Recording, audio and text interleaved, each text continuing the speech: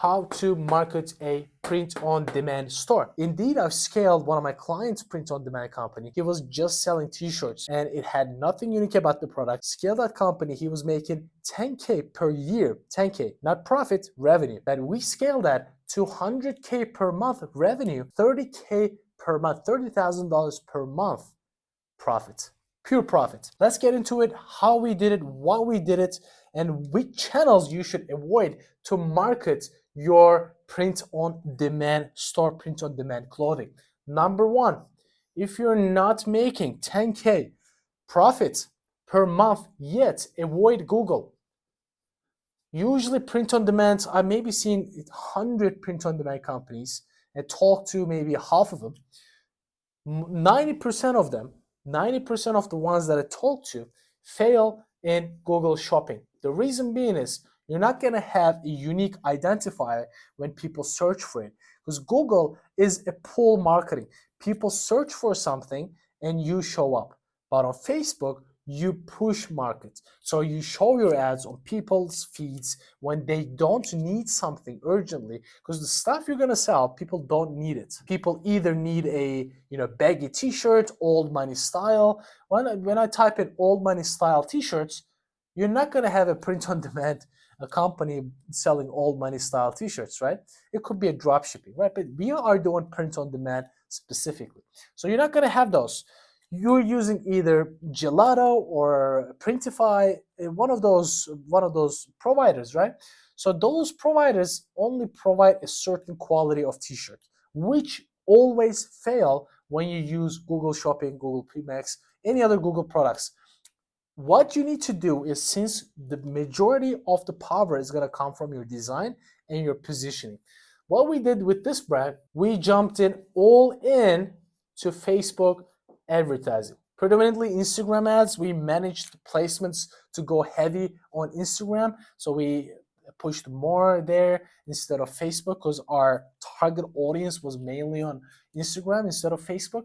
We pushed most of it here. But the most importantly, if you just put the, like the photo of it on how they look, do some edits on Canva, you're gonna fail drastically, which we did fail initially, which we didn't make any money at first. Then with creatives, we didn't do any user-generated content. That stuff works really well, but in 2025 almost we're in, it is fading away, guys.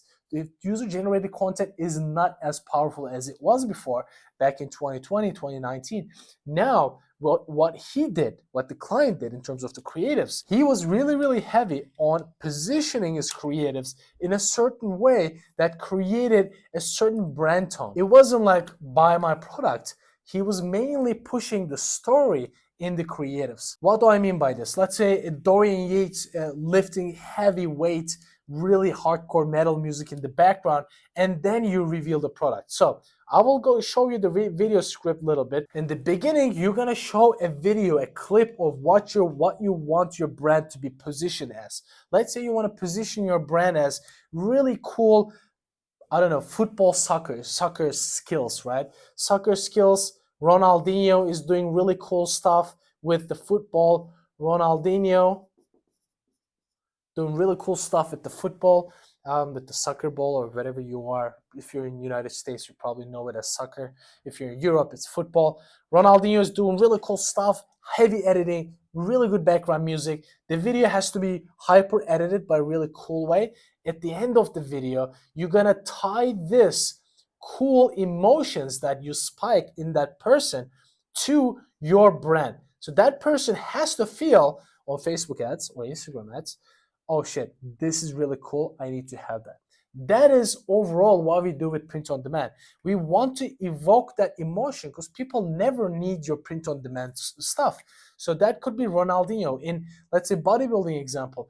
Dorian Yates lifting really heavy weight, black and white filter, really heavy metal in the background, and you show your design, mainly focusing on the design, not the t-shirt, because the quality is going to be really terrible. You don't want to show the product's quality. The main goal is here, guys. You want to connect this emotion in the first, let's say, 10 to 15 seconds of the video So it looks organic as well because you're not pushing the video. They organically see that stuff anyways. At the end, you're gonna tie that to your t-shirt, to your design mainly, not the t-shirt. As I said, design is the most important thing. Nobody cares about your t-shirt. The fourth most important thing, your organic Instagram. And if you're in the United States, guys, your TikTok.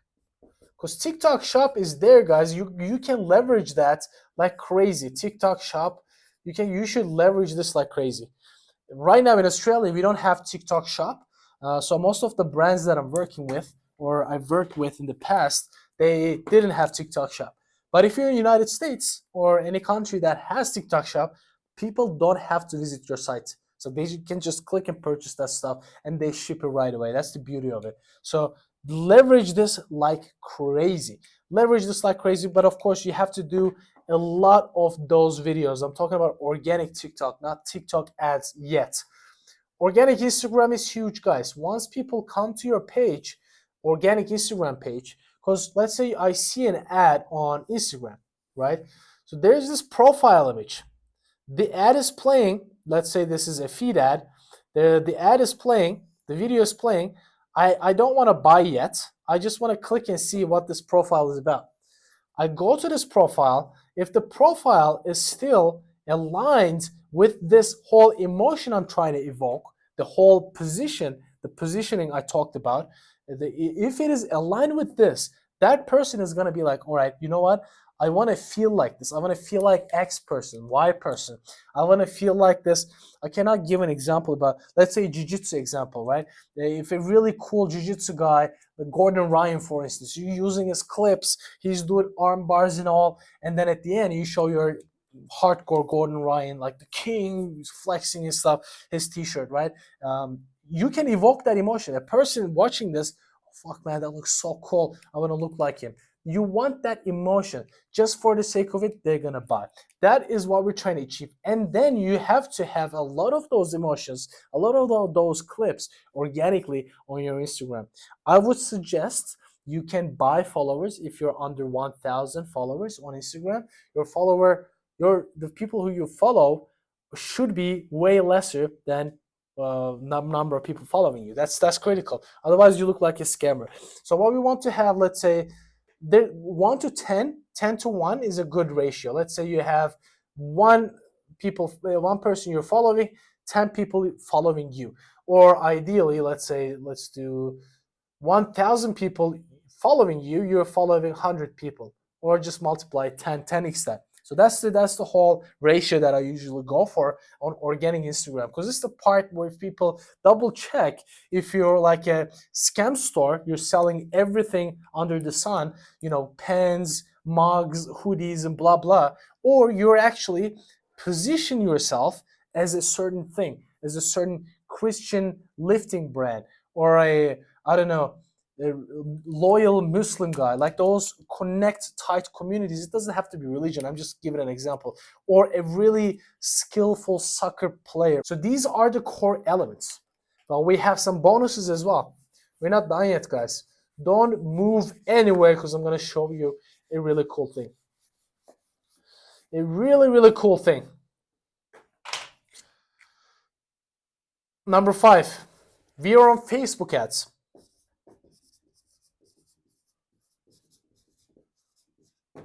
Facebook ads, and you have a product that probably costs under $50, right?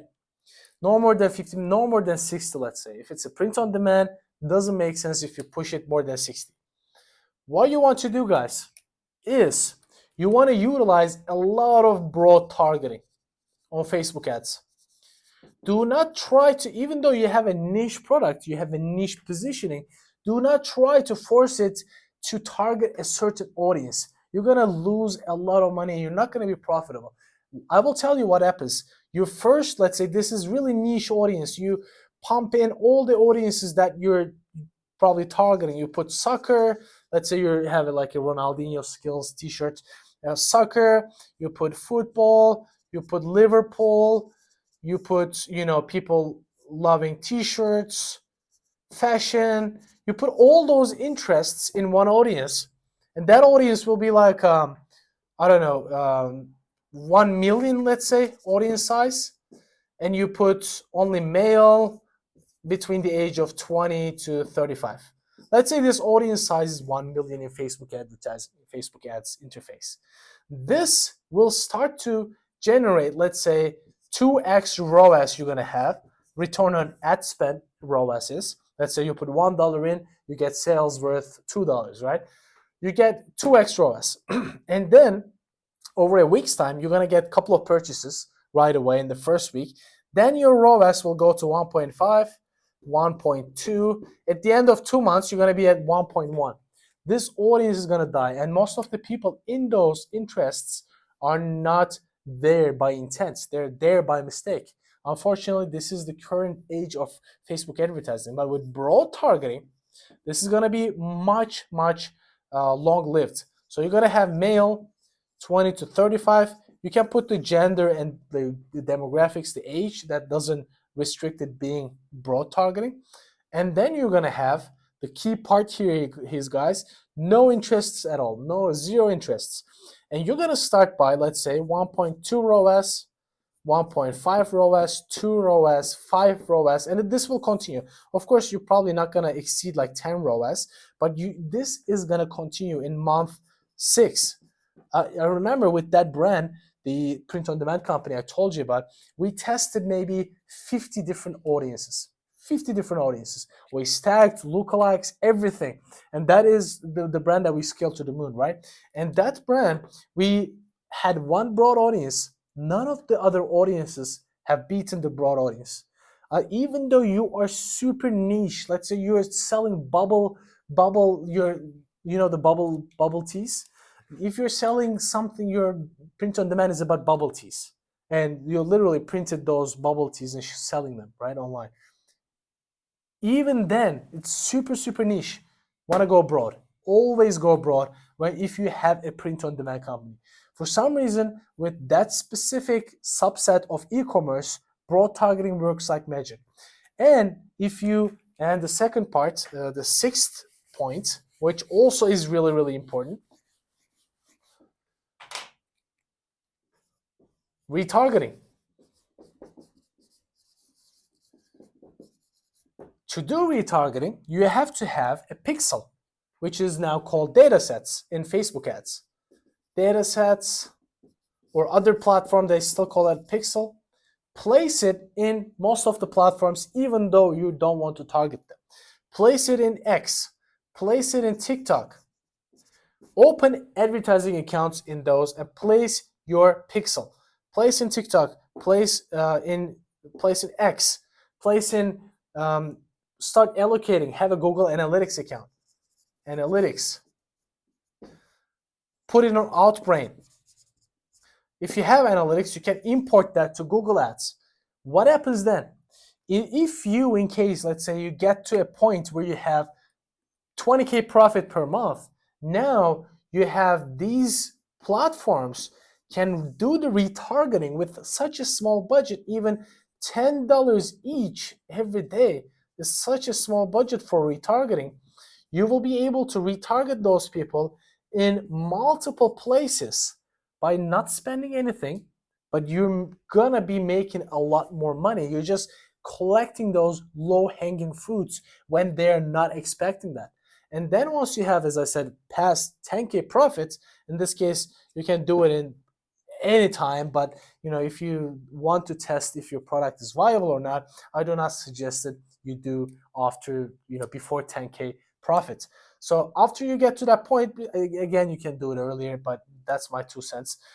After that, Google branded campaign. Number 7, Google branded search campaign. Let's say your brand name is Bubble Tea T-shirts. Bubble Tea T-shirts. You're going to launch a Google search ads campaign.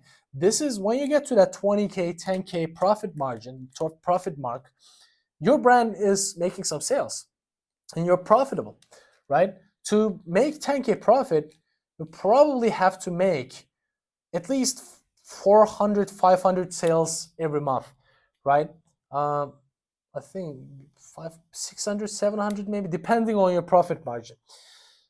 Once you have that, people are going to bid on your brand terms. And if your SEO is not on point, there are going to be other organic results that are going to showing above you.